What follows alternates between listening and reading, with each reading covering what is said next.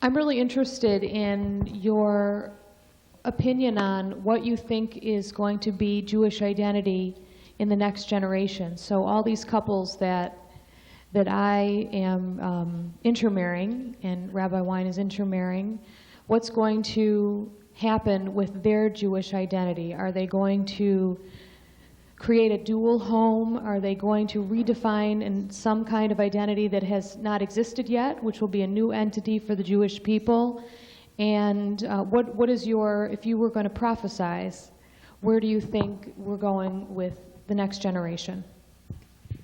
Well, since I know that the next session is going to address some of this, I'm not going to go into detail about it, but I will say that clearly there are different kinds of intermarried families. Parents were, one of the main variables is whether the non-Jewish spouse is religious in another religion.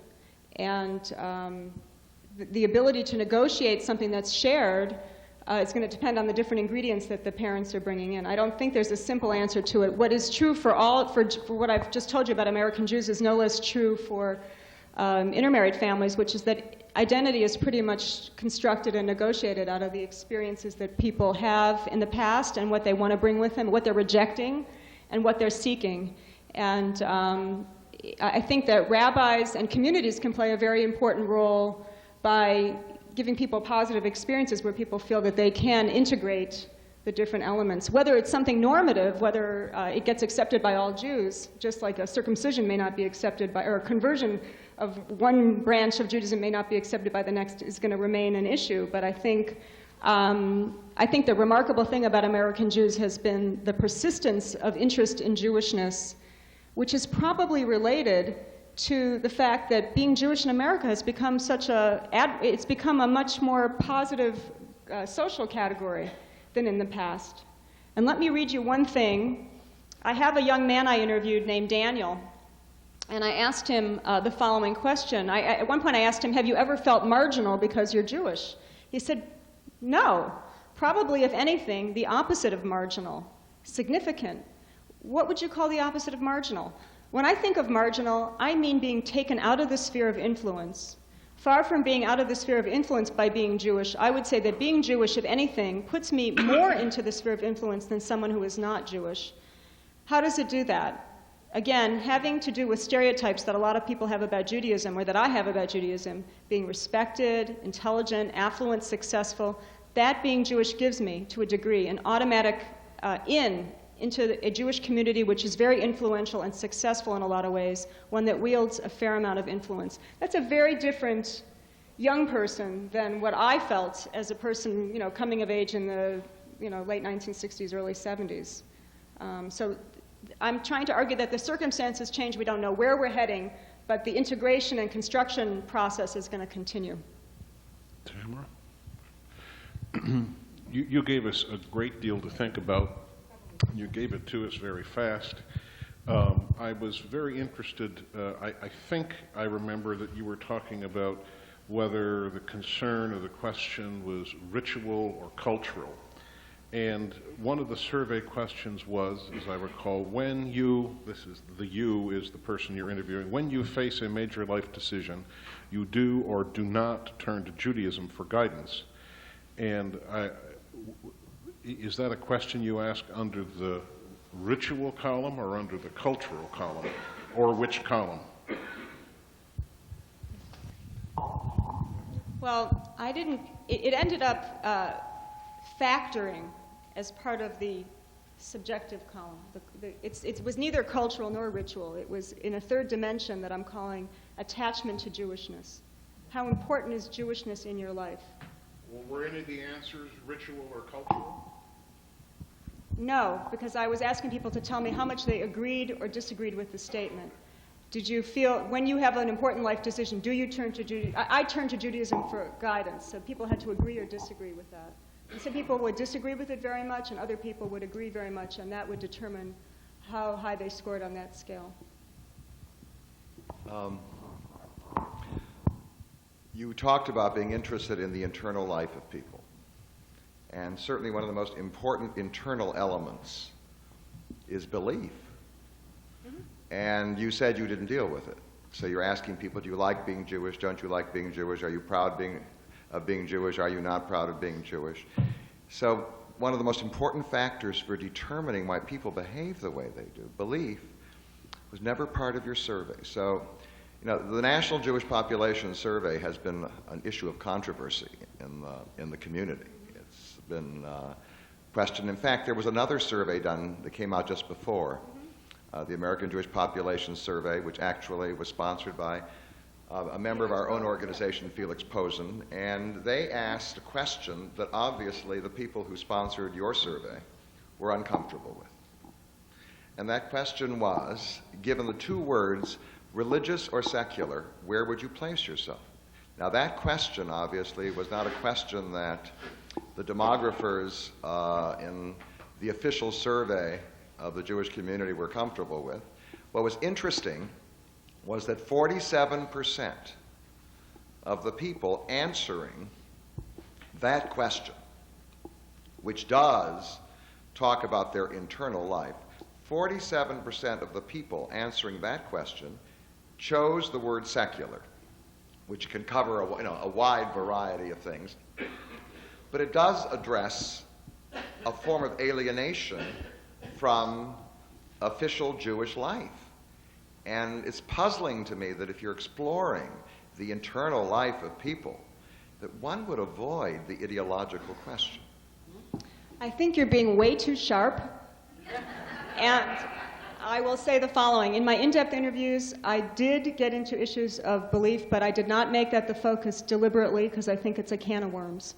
And I don't mean that should never look at it, but I had to delimit what I was planning to look at. In the current national survey, there are a couple of questions about belief, not exactly as you or Felix Posen wanted to pose them, and I have my own views about that. I was on the advisory committee along with Egon Mayer, who is the principal investigator of the study you're talking about. So there was a lot of debate about this among about 20 advisors around the table, and I don't think it's worth going into that right now. I certainly agree with the point that belief matters, but I don't think, even in terms of the social science that we know, that most people are ideological. There's a lot of literature on political engagement, and ideology, there's a very small percentage of people that are ideologues. Most people get swayed opinion-wise in different directions. And I don't think Jews are different on that, although I certainly think it's a fair thing to say, please look at it. But given, in terms of the North American Jewish community's support of that study, they had to cover a lot of things, and learning about belief was not the main thing they felt they needed to know. The denominations all wanted to know more about it, and it was something that the sponsoring organization, not I or any other social scientist, actually made a decision about.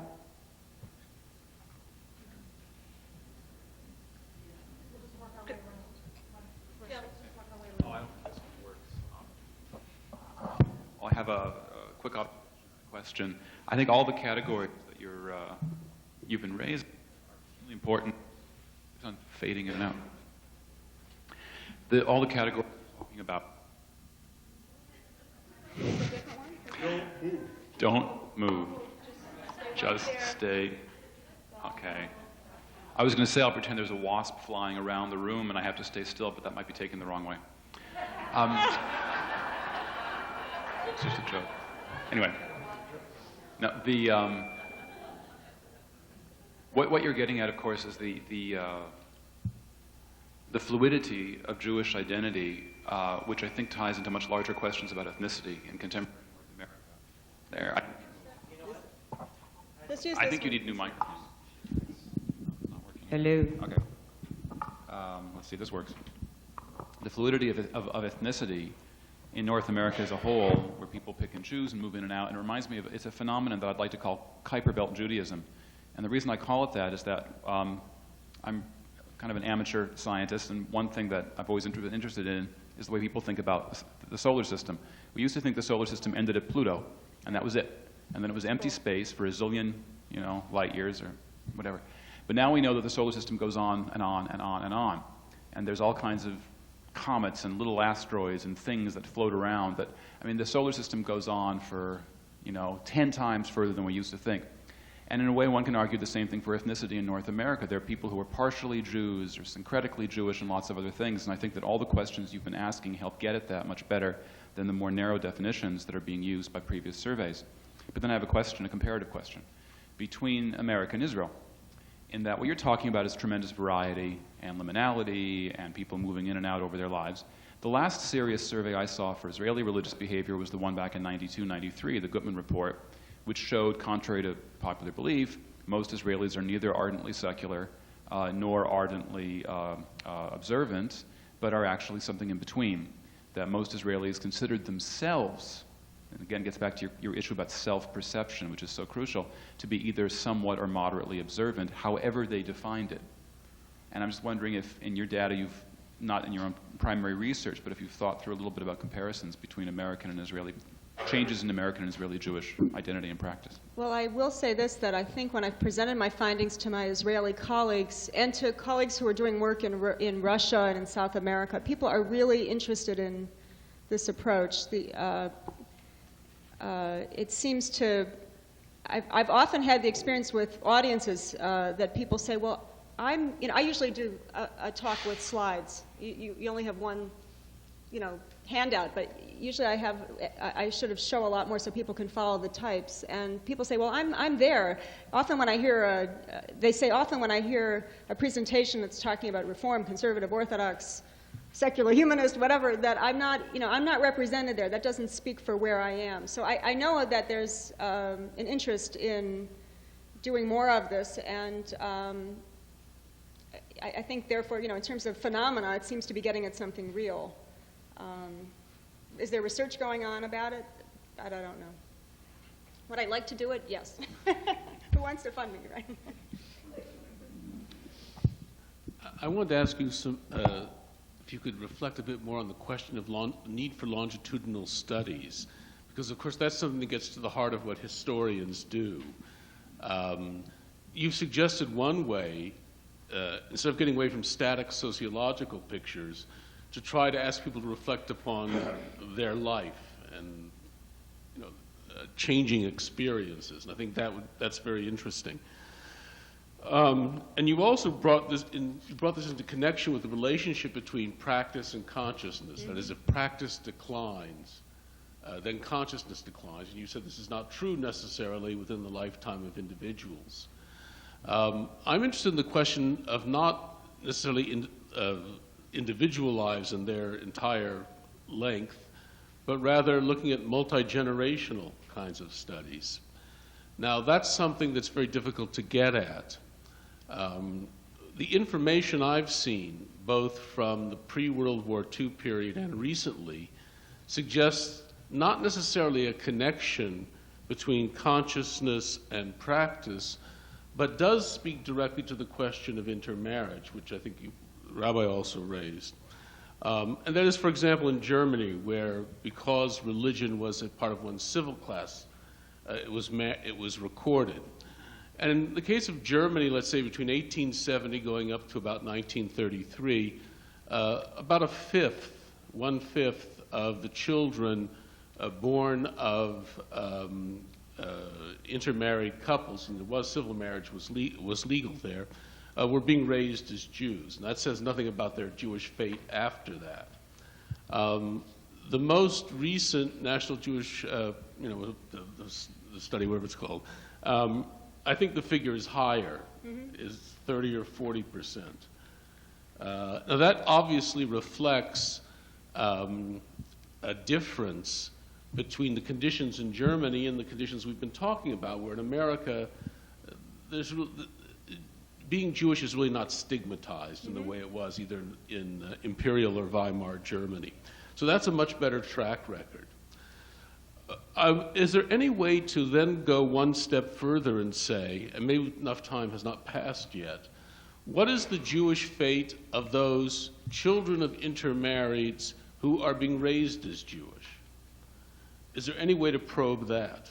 I'm sure there's a way. I think partly we don't have enough cases, although you've done your own work may have something. I don't do longitudinal either. I do one moment in time. I think we'll be able to start analyzing that in the current study that just came out.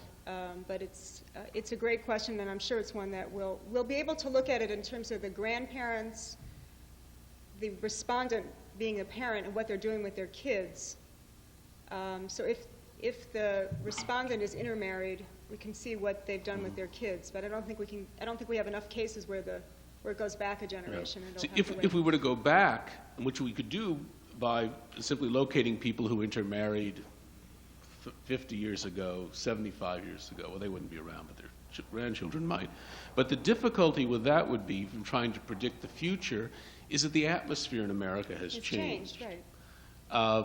And it seems to me that part that we're left with a situation where those who are optimistic will say new modes of identity are developing, and those who are pessimistic say it may be easier to be a Jew now, but long term, over several generations, things don't look very good. Not because people are fleeing, just because America is a relatively open society, and most groups most white ethnic groups have been unable to preserve their identity Right, over the Jews several stand generations. out. There's been research on white ethnics, and Yeah. the Jews stand out as the Jewish community always shries Gewalt about, like, always Yeah. is crying about how identity is fading. But compared to other American white groups, the Jews are an example of persistence in the American sociological literature about ethnicity. So it's No, it's like the but- Finns are gone, Yeah. the Swedes are gone, and the Germans are pretty much gone. Yeah, but then it gets ironic, because the sociology of this is that because Judaism in America became a religion, one of the main religions, that has been had a force in terms of continuity. I know that this is a secular organization, but the fact is that in America, the fact that Judaism is this tiny population of, now under 3%, has one of the main religions, is actually been something that has. You think of Herberg's work. I am thinking Yeah, of his yeah. work, and I think there's actually something to it. I think people today tend to think of Judaism as a religion, even though I and many of us don't limit it to religion. And that's one of the areas where there's certainly debate, but I think in terms of the analytic piece, because, in other words, why have Jews remained and the Swedes not? It's the Swedes are Christian, so they can meld in with the other Christians, and the Jews have kept distinct But doesn't that because of then the pose a religion. problem? I mean, doesn't that then suggest? I mean, if you're correct, then it would seem that religion becomes the vehicle for perpetuating Jewishness in the United States. Well, now this is from my research. Something I didn't talk to you about today is what goes on for transmission. And there are things that go on in families in terms of who takes on the identities and how things are conveyed early on, what's habitual and where the training begins, and what's the content of that. And the fact that the Malkin family has 4 or 5 generations. Granted, they lived in Israel. That's a big grant. Yeah, it is. I mean, It's a very big one, but I don't mean to make it a little thing, but Yeah. in other words, what is the culture of the family, and how does that get transmitted? And even something like getting on with your parents, you will not take in and hold dear to your heart what you get from home unless you have a good emotional tie. It's basic psychology. Where does transference come from? It's from that you have a loving relationship, of some positive connection. So, I have interviews where I've done with people where the Jewish education was good and everything looked right, and then the guy tells me he doesn't go to his father. This man was 45 and he didn't go to his father's shiva. He's an atheist now, and he is a Marxist. And his second marriage, he was married to a non-Jew, and then I don't remember what happened with his second marriage. And at the end of this interview, he's telling me, he said, at Seder's, I was always the wicked son. And he said, but he didn't mean it jokingly. He said the fact is that he and his father they didn't get on. And he talked about the good rabbi and the good teachers he had. But that emotional tie with his father was so problematic that I only in the space of a 3-hour interview got a bit of it, but you could see that was the driving force in how he moved in some way. And it's profound, and I don't think, I know you're asking me about the generational and the bigger sweep, but in the end, we can each do only what we have. We have our own area of operation, and in fact, people have, with the next generation in their own homes, have a lot of potential. May I ask sorry. Do you want to say anything, Lisa? We can work our way back. Bethamie, thanks. thanks for your presentation. When you spoke about intermarriage among American Jews and how it's greatly increased, especially in recent generations, you talked about how Jews are in more day-to-day contact with non-Jews. I wonder, I mean, I'm always surprised when the subject of intermarriage comes up, how little romantic love is discussed. I mean, it seems, which is a pretty modern concept, romantic love, the idea that you marry not the person, you know, that your parents tell you to marry or who is convenient for you to marry or who can afford your dowry or what have you, but the person that you know, most, or the person that you sneeze on, but the person that, you know, you're crazy about, who makes your stomach hurt. That's got to account, and I'm speaking not just from personal experience, but for a lot of those intermarriages. Well, I certainly think romantic love has a lot to do with it, but as from the social scientific point of view, I don't have a lot to say about why one person is attracted to another. But it's certainly the case. It's certainly the case that in an era when people were prevented from interacting, that even if you might have had the chemistry that would work, you wouldn't have had the chance to meet one another, or you might have had pressures on you against that. And we would never have had Romeo and Juliet. so I'm in favor of romantic love. I think it's a great thing. But in terms of an explanation, what's more interesting is sort of in the sweep of history is you know, that one case in 1905 was some kind of romantic love. It transcended it, and it was newsworthy because it wasn't typical to transcend it. Now, you know, it's dog bites man. You know, it's not so interesting that people intermarry because it's actually the default. Mathematically, it's the default. Right. And only if you care not to intermarry, or if it's so important to you that you are making choices that are helping you think about things one way or the other. I mean, I personally, I'll give you one example. I dated all kinds of people. I'm a rabbi's kid. Nobody ever said to me, only date Jews. I dated all kinds of people. When I was about 24, I was dating a guy from a law office I worked in when I was thinking about becoming a lawyer. And we spent a lot of time together, and then one day I realized, you know, I'm 24, I'm old enough to get married. I said, Jim, I like you a lot, but you know, I need to marry somebody Jewish. I mean, I really had a moment. I think it's unusual. I had a light bulb moment, but for me, that was the right thing. It's like, I need to marry somebody who's, you know, people can fill in the blank. People have their list. You know, the elements, whether it's funny, somebody or you can't say it in advance. You know, it make your toes tingle. But I had some sense that this was important to me. And so that's why I'm saying that the default versus what's a choice, that's where we are right now. I'd like to ask a question, which is really just a statement that you could maybe react to, and I'll do it briefly. Your research is predicated really on the assumption that what was won't be. In other words, America in 1948 still had restrictive clauses, but America of 2003 is a picnic for Jews. I mean, Jews are very popular. And what was her name, the actress? Ellen Barkin. Lauren Bacall wouldn't say that she was, you know, davening at the time of the new moon or whatever, and Ellen Barkin would. And I take that point. I think that's right. But I live in a slightly different atmosphere, I think, than many of you. I write a column in the New York Daily News. I have my email attached to the bottom of it. I get some days tens, some days more than tens of letters from readers. And I can assure you that anybody who thinks that anti-Semitism is dead in this country is out of his mind. Right. Now, I'm not an alarmist on the subject. I don't think that there are pogroms waiting to happen or any such thing. I do, on the other hand, know that, for example, in the left, American left, even as prominent a leftist as Rabbi Lerner in California, for whom David writes, I think, not anymore, has protested about the fact that there's anti-Semitism on the left. And anybody who's in any way in touch with the anti-war movement from the Ramsey Clark groups and the Sharptonites onward is very well aware of the fact that there's a high element of anti-Semitism. On the other hand, there's also an effort to stigmatize neocons, which is just a euphemism for Jews with power, as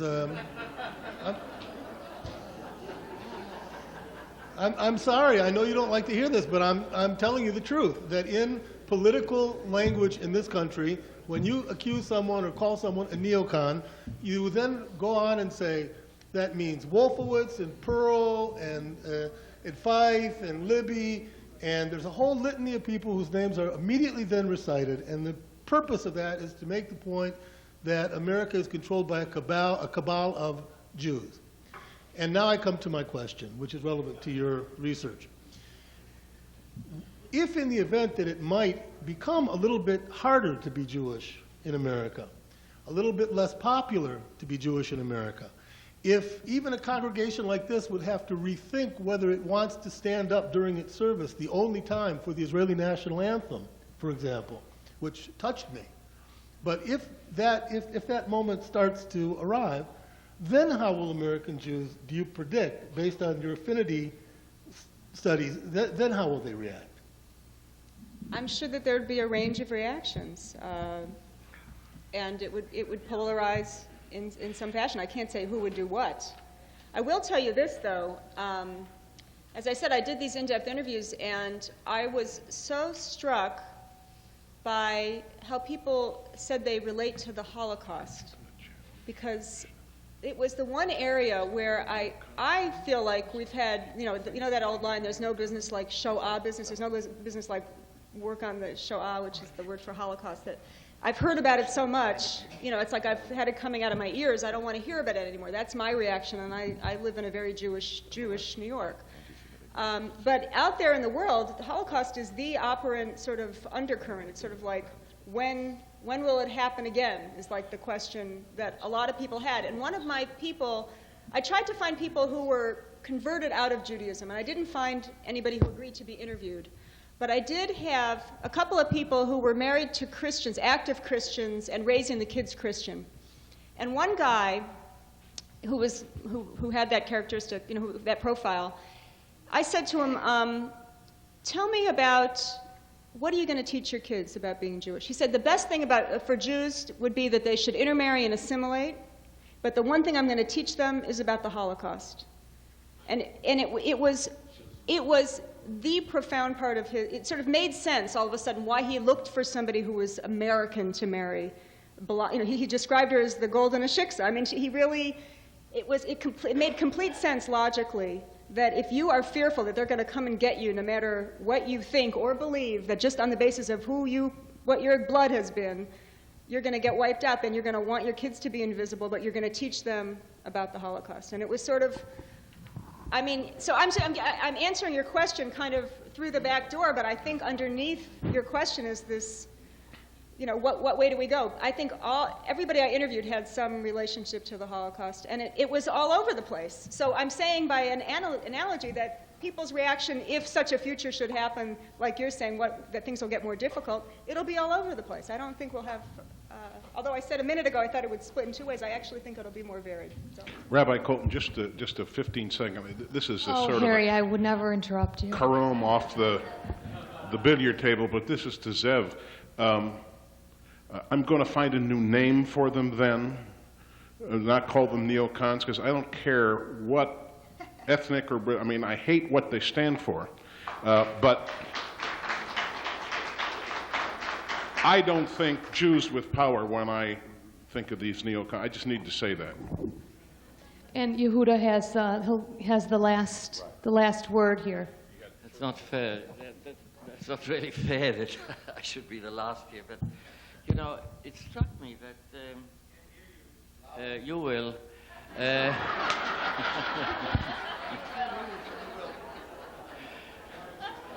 It struck me that in your interviews, as you described them, you followed the story of the individuals in terms of how they identified with their Judaism. It never occurred to you, it seems, to define what they meant by Judaism. And yet, you were talking with them about beliefs without saying that you are talking to them about beliefs. So your answer to Sherwin seemed to me irrelevant, really, because we are living in an ideological world. Now, I know sociologists have a different take on this. And, Yigal Yadin, when he dug up Masada in Israel, he discovered who Cain and Abel were. One was a sociologist and the other one was a historian, only he never found out who was which. So I am fully aware of the disciplinary disagreements there. But I think sociology that does not deal with one of the most basic factors in human development leaves something to be desired. Therefore, I think that the issue of how people define themselves, how people look at themselves in terms of their view of, in case of the Jews, what Judaism actually means, especially when you consider the fact that about half of the Jewish population in America does not belong to any synagogues. In Israel, by the way, there's a recent, very recent poll, which was published in Haaretz about, 2 weeks ago, 3 weeks ago. I mentioned it here in passing, but people may not remember. 49% define themselves as secular, 49%, and 23% define themselves as traditional but not religious, whatever that means. Yeah. So we're talking about... With all due respect, I don't think No, just a moment. I haven't finished yet. So I think that what you have is a research that should I would hope would be complemented, because it's a very important research as we heard, to look at the Jewish population in this country in a much broader sense, in much more detail, in much more to really go into what most of us are into, namely individualistic approach. And when you deny the validity of examining how people look at themselves in this particular area, and you're absolutely wrong, I believe, in saying that ideology doesn't matter. Look around you in the world. I wish you were right. I wish you were right, but ideology, unfortunately, does matter. I think ideology matters, but when I ask people to talk about their Jewishness, and I didn't call it Judaism, I called it Jewishness, and I'm sorry I didn't bring the whole introduction. I'd be happy to send you the interview. Very few people spoke about the content of ideology in the way that you would suggest it. Now, let me finish. Professor Bauer, let me finish. The other thing is that I think you yourself are biased against the kind of work that, say, social historians do, where the intimate lives that people lead can express where they are. And not everybody is able to have a coherent position about things that those of us who do care about ideology might like to have views. We have philosophers, we have ideology, we have people who do this work professionally, and we analyze it. But in people's own lives, it doesn't always come up in the ways that you would like me to analyze it. I was giving people in these open-ended interviews a chance to say how they think about things in their own terms, without imposing any categories on it. I think it's completely valid to go out and do a study of what do you believe, and here are some of the possibilities. That's not the study I did. And quite frankly, from what I found, it doesn't seem to be the most important part for most people. Does that mean that we don't need to know about belief for the Jewish people? No. It just means that from this way of working, it was not the dominant dimension that came up. And I don't think that, I do not mean to be saying that ideology doesn't matter. I'm saying in the lives of these people, it didn't seem to matter in terms of how they operated. Do they mind if somebody tells them how to be Jewish? I mean, they have opinions, but it's not coherent and thought through in the way that we normally mean, at least I understand ideologies to be about. I want to thank you very much and invite everybody to have a short break, and then we'll be back soon.